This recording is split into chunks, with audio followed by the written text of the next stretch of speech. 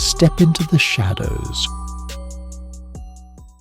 Echoes of the Drain by N.A. Crossley, Chapter 4, The One That Follows. The Outer View, Main Chamber.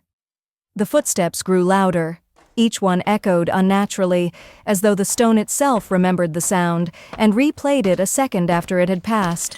A dragging noise followed, slow, steady. Carrie, Eliza, and Morgan formed a triangle near the base of the platform, flashlights trained on the dark tunnel behind Jess.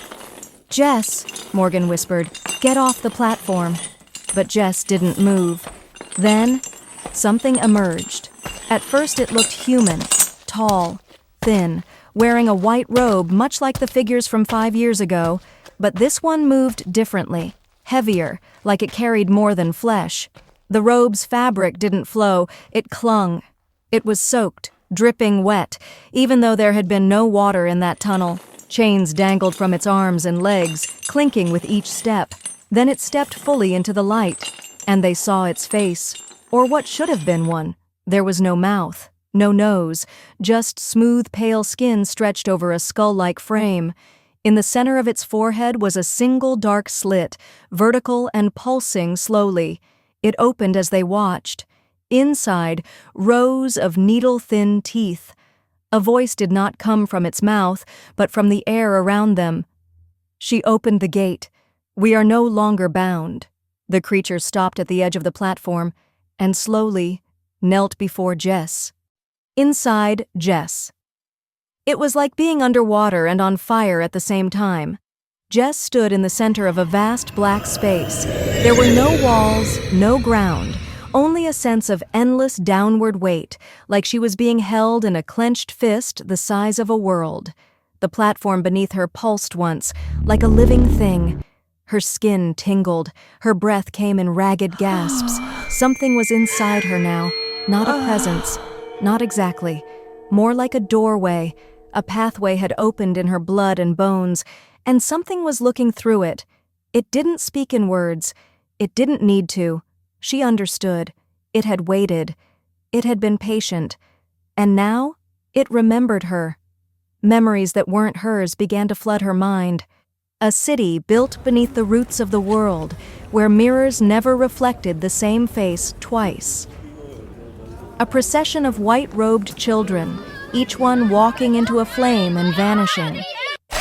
Herself, over and over again, standing on the platform, aging forward, aging back, eyes wide, mouth whispering forgotten languages. Then the platform in her vision cracked beneath her feet, and she heard her daughter's voice, faint and distant. "Mommy." Her eyes snapped open. In the present. Jess gasped. Her pupils slowly returned to normal. She looked down and saw the kneeling figure before her. And she understood something horrifying. It wasn't worshiping her. It was waiting for her command. Her mouth opened, dry and shaking. "I'm not yours," she whispered. But the thing tilted its head. From the dark slit on its forehead, a low hiss escaped, almost laughter. Behind her, Eliza screamed. Jess turned. The 4 body bags from the side chamber now lay at the base of the platform, unzipped, empty. Morgan stepped back, hand covering her mouth. No, what does that mean?" From all around the chamber, more footsteps, dozens, soft, unhurried, returning. They were coming from everywhere now, high above, behind the platform, from cracks in the stone that hadn't been there before. Dozens, maybe hundreds. A rising chorus of motion without voice. The procession was returning. Eliza grabbed Jess's arm. "We have to go! Now!" Jess nodded numbly, stumbling off the platform, her boots thudding against the stone as the light around the base flickered and dimmed. The kneeling creature didn't move, just watched, unmoving, its forehead slit, pulsing with faint light. Carrie and Morgan joined them, and the 4 women turned and ran, flashlights shaking wildly as they bolted down the side tunnel, deeper into the unseen parts of the underground system. The cavern behind them began to change. The floor lights died. The whispers returned. As they ran, Jess felt it growing, inside her. It wasn't pain exactly. It was like potential, A thing blooming in her chest, expanding in her mind. A second set of thoughts, not hers, not human. Words were starting to form on her tongue that she didn't understand. She bit them back. Eliza glanced at her. "Jess, are you okay?" "I'm fine." She lied. Except she wasn't. Every step made the thing inside her stronger. Her body felt lighter, her vision sharper. The tunnels weren't dark anymore. She could see outlines in the stone. Doors, paths, symbols that hadn't existed a moment ago. The others stumbled through the dark, but Jess could navigate it perfectly. Her mind recoiled at what that meant. They reached a split in the tunnel. Carrie paused. Which way? Jess looked left, then right. The thing inside her knew. It wanted left, so she pointed right. This way. They ran. But Jess hesitated before following. Behind her, in the far shadows of the tunnel, something whispered, "You don't save them by running. You save them by becoming."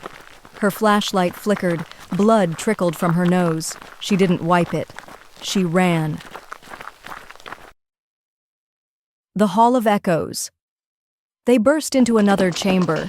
This one narrow, long, like a crypt that had been hollowed out and abandoned before the concept of time. The air here was thicker, warm, breathing. Their lights scanned the room and hit a wall covered in faces, dozens of them, carved into the stone. Human faces, eyes wide, mouths open in a collective scream that never ended. They looked almost alive. Morgan backed away. "This is where they put the others." Carrie pointed toward the far tunnel. "There, a way out." They ran again. Inside Jess, the battle. She tried to think about Katie, about light, about anything but the thing that now coiled around her spine, whispering not in words, but in promises. "You are the vessel. You always were. They followed you because they trusted you. They trust you still. So lead them. Lead them into the dark." Jess screamed, but only inside her own mind. "No, I won't! I won't hurt them!" "You already are." She stumbled mid-stride. Morgan caught her. "Jess, hey, you're bleeding!" Jess looked down. Blood ran from her nose, her ears, her fingertips. Carrie stared. "Oh my God!" Eliza whispered. "It's her! It's in her!" Jess choked out. "I didn't ask for this." "But you opened the gate, and now the door swings both ways." Suddenly, behind them, the tunnel they'd come through collapsed, stone and dust crashing down, cutting off the path back. The thing inside Jess pulsed. It wanted to seal them in, and she realized she hadn't led them away from the danger. She'd led them exactly where it wanted them. The trap wasn't around them. It was her. Subscribe for more nightmares.